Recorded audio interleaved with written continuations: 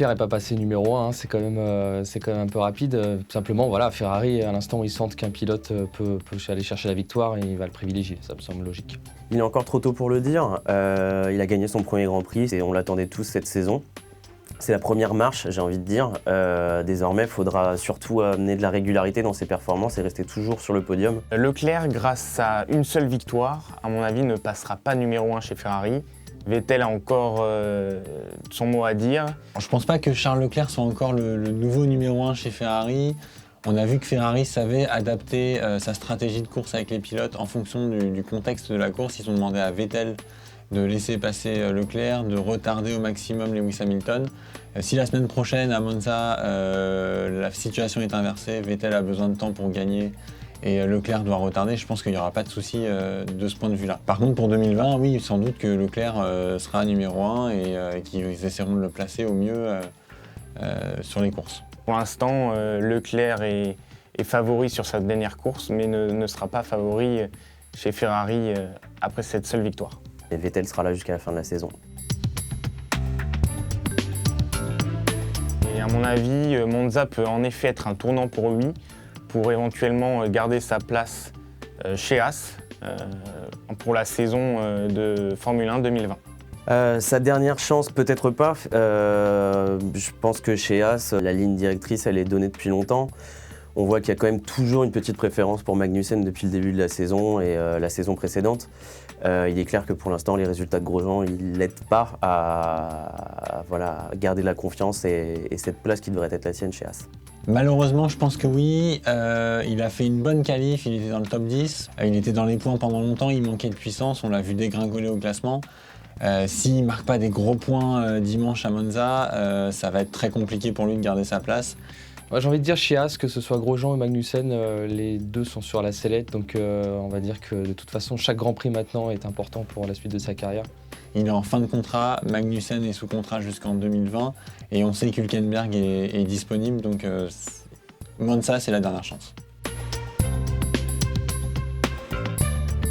Verstappen s'est en effet tiré une balle dans le pied sur le dernier Grand Prix.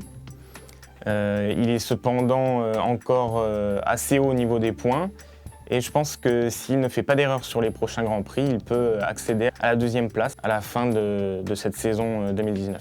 Il reste pas mal de courses d'ici la fin du championnat. Verstappen, il a juste besoin d'une victoire ou deux et que Bottas se rate un peu et tout est inversé, donc oui, il a encore toutes ses chances.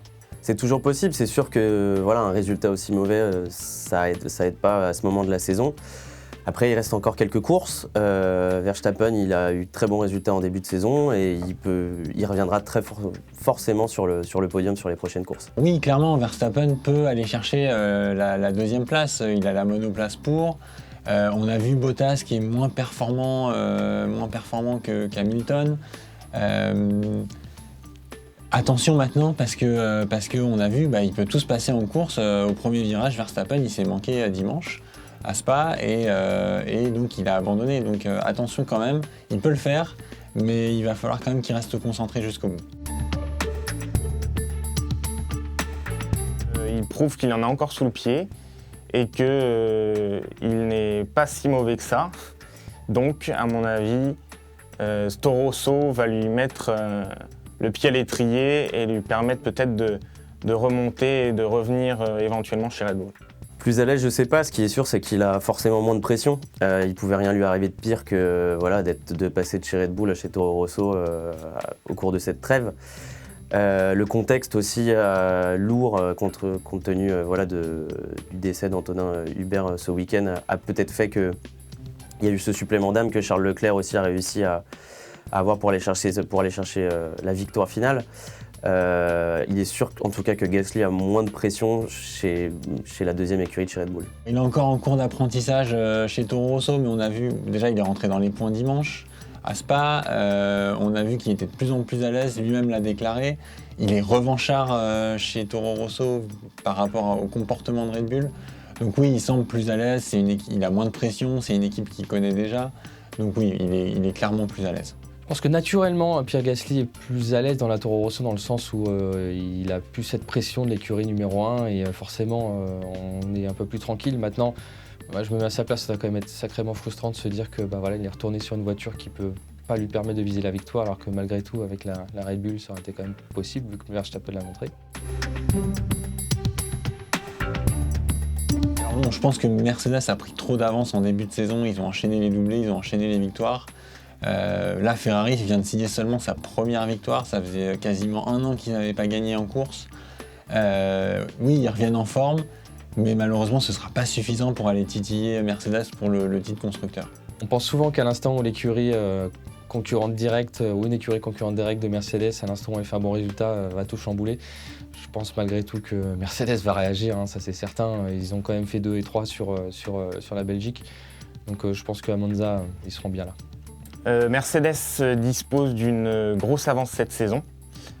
Mais c'est vrai que Ferrari est en train de revenir sur les quelques derniers Grands Prix.